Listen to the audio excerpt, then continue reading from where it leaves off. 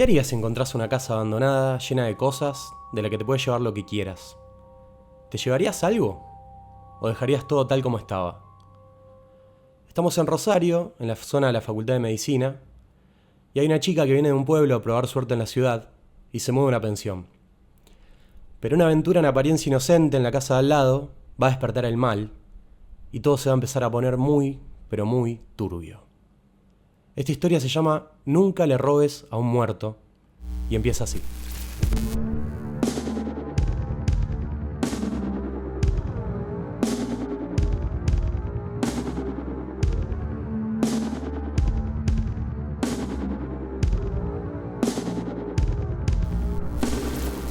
En el año 2014 me fui a vivir a Rosario para estudiar medicina.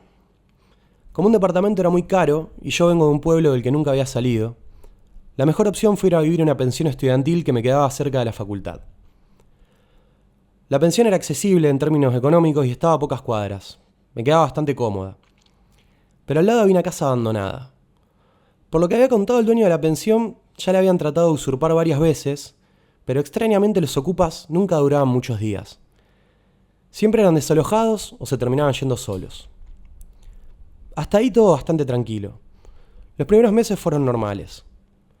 Pero a mitad de año, una de las chicas que sentía bastante curiosidad por saber qué había en la casa abandonada, una noche saltó la pared que separaba una terraza de la otra y se metió junto con otra chica para ver qué encontraban adentro. Volvió contando que había muchos muebles, cajas y bibliotecas con libros, ropa y varios espejos. La casa parecía tener hollín como si hubiera habido un incendio a medias que fue sofocado. Se llevaron unos pantalones que les gustaron, una caja con postales y cartas, varias perchas con nombres de negocios viejos que ya no existían, un par de libros y un espejo que, como éramos 11 en la casa, nos hacía bastante falta. El día que se llevaron el espejo yo no estaba, y me desayuné con toda esa información cuando volví a mi pueblo el lunes siguiente. Yo soy muy creyente en los fantasmas y los espíritus, así que no me gustaba la idea de que hubieran traído un espejo. Lo pusieron al lado de la puerta que dividía el comedor del living, y al principio parecía que estaba todo bien. Pero pasados unos días, la puerta se empezó a abrir sola. Era una puerta que costaba mucho abrir, y a veces teníamos que pedir ayuda a alguien más porque se trababa. Nos llamó la atención, pero nadie quería suponer que ahí pasaba algo raro. Así que no le prestamos mucha atención, y algunas hasta jodían diciendo, ahí entró el fantasma. Una de las chicas era de Colombia y solía hacer videollamadas seguidos con la familia. Tenía una tía que era medio bruja, que podía adivinar cosas sobre nosotras sin que le contaran nada. Un día se conectaron para hablar por video y lo primero que dijo la tía fue: «Ay, chicas, ¿qué hay ahí? Lleven a alguien para que limpie, no las van a dejar estudiar». Conforme pasaban los días, la actividad paranormal se iba incrementando. A veces se escuchaba la puerta abrirse, y cuando nos asomábamos estaba cerrada. Otras veces, a la noche, se empezaron a ver sombras que se escondían detrás de la heladera de la cocina. Decidimos preguntarle al dueño de la pensión quién había vivido en la casa abandonada, y le contamos de paso lo que estaba pasando. Él nos dijo que era un matrimonio, que ella era maestra y que se había vuelto loca, pero que nosotros seguramente estábamos alucinando. No conforme con esos datos, yo me puse a averiguar por mi propia cuenta. Puse la dirección de la casa y empecé a buscar cosas. Encontré que la señora se llamaba Betty, que había sido docente efectivamente y que había estado internada en el psiquiátrico hasta su fallecimiento. Se atendía con uno de los psiquiatras más famosos de Rosario, y su marido seguía vivo, pero nunca me atreví a tratar de ir a preguntarle algo. En cambio, se me ocurrió hurgar entre una bolsa con postales que habían traído las chicas de la casa de al lado, y efectivamente, había tarjetas del psiquiatra, cartas que se escribía a sí misma y a su hija, postales coleccionables de pinturas y algunas fotos.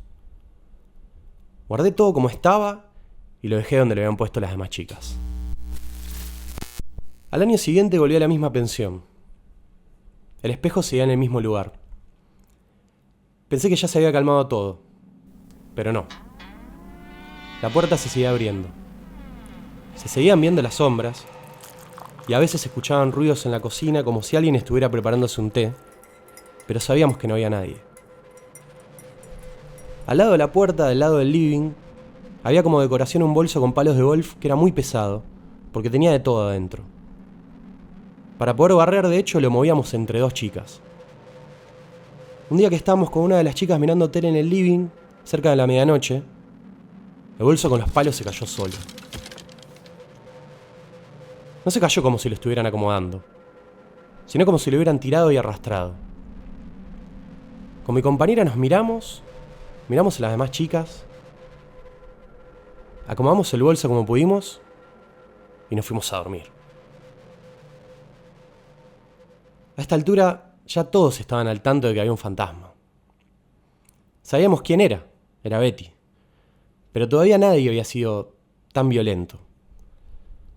La tratábamos de calmar llamándola por el nombre y diciéndole que no éramos malos. Y les hago una aclaración. Eso no se tiene que hacer porque es aún peor. A todo esto, el dueño seguía sin creernos una palabra. Siempre después de rendir, yo me volvía unos días a mi casa en el pueblo para descansar un poco porque terminaba totalmente arruinada. Y un día cuando volví, el espejo no estaba más. Me contaron que la abuela de una de las chicas, que era curandera, había ido a visitarla y apenas entró, percibió que el espejo tenía algo malo. La señora sacó un péndulo y trató de medir la energía, pero apenas lo acercó al espejo, la cadena del péndulo se cortó. La señora las miró y les dijo: el fantasma está enojado y seguramente está dentro del espejo. Recomendó sacarlo a la calle y que se lo llevara a otro, que con el espejo se fuera el problema.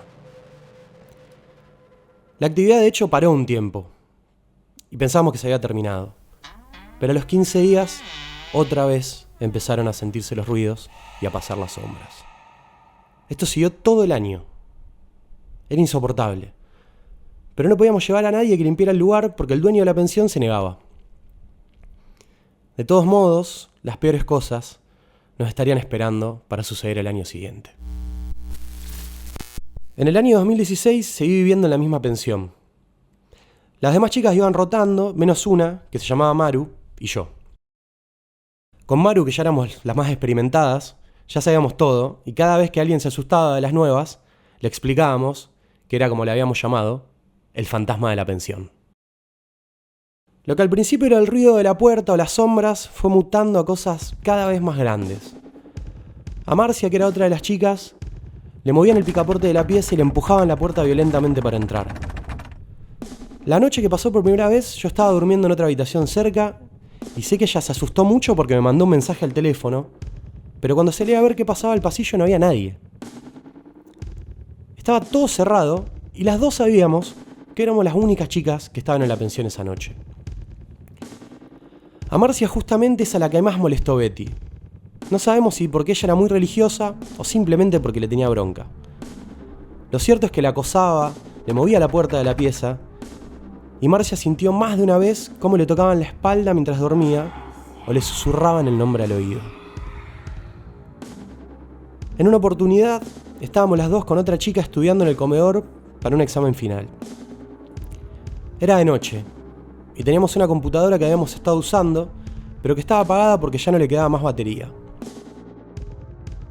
En un momento nos empezaron a chistar. Nosotros le decíamos: basta, Betty, estamos estudiando, déjanos estudiar. Y paraba un rato, pero al rato otra vez aparecían los chistidos. Se empezaban a escuchar ruidos en la cocina como si alguien revolviera una taza de té. Nosotros tratábamos de darle poca importancia, pero seguían pasando cosas. En un momento sentimos el sonido de Windows como si alguien hubiera prendido la computadora, pero estaba con la tapa baja. Nos miramos entre todas las chicas y dijimos: vamos a abrirla para ver qué onda. Obviamente la notebook seguía apagada. Juntamos todas las cosas y sin decir una sola palabra, nos fuimos todas a dormir.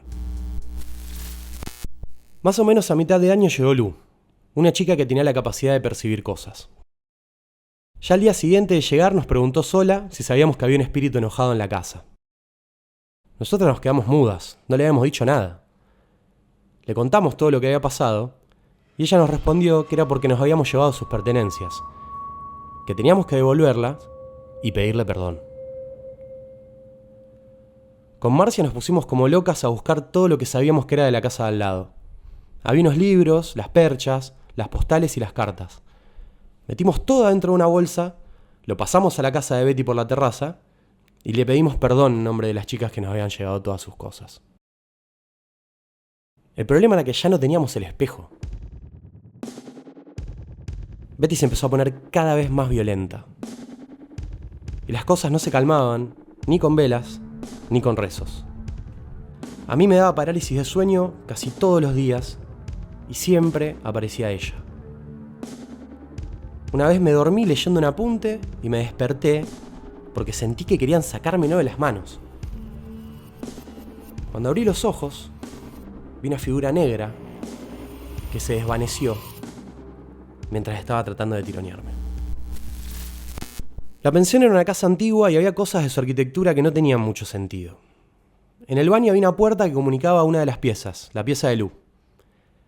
Esa puerta estaba siempre trabada desde el lado adentro, desde el lado de la pieza, y justamente era la única que tenía llave, así que cuando ella no estaba era imposible entrar a la pieza.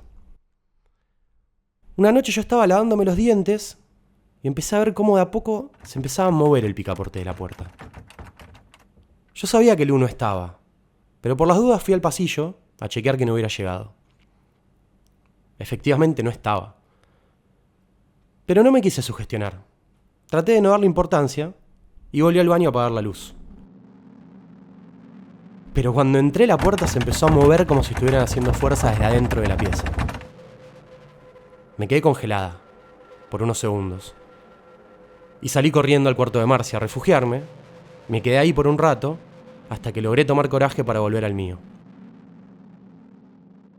Al poco tiempo pusieron una casera, una mujer que limpiaba, porque el lugar era un desastre y ya había muchos conflictos entre nosotras. Encima de todo estaba el fantasma. La primera noche, la señora se levantó a contarnos que había soñado con una mujer vestida de negro que la quería ahorcar. Las características concordaban justo, punto a punto con Betty, así que tuvimos que contarle todo lo que pasaba. Ella nos dijo, muy religiosa, que iba a orar con sus pastores para tratar de limpiar el lugar. Dejé la carrera en diciembre de 2016 y me volví a mi pueblo. Hasta que me fui, seguían pasando cosas. Maru tuvo que ir de una señora para que la limpiara a ella, porque todavía la seguía la energía de la casa y tuvo un raíz de acontecimientos tan desafortunados como insólitos. No volví a hablar nunca más con nadie de ese lugar. Lo evito.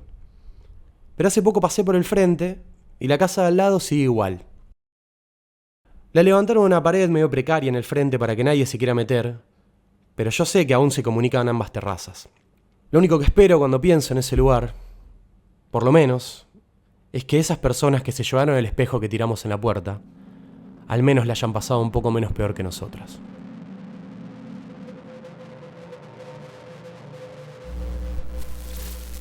Bueno amigos, espero que hayan disfrutado de otra historia de esta saga que llamamos Turbio. Si tienen alguna historia similar a esta, que involucre un espejo, una casa abandonada, algo que se llevó una persona sin saber lo que se llevaba de un lugar y tuvo una experiencia paranormal, la pueden contar.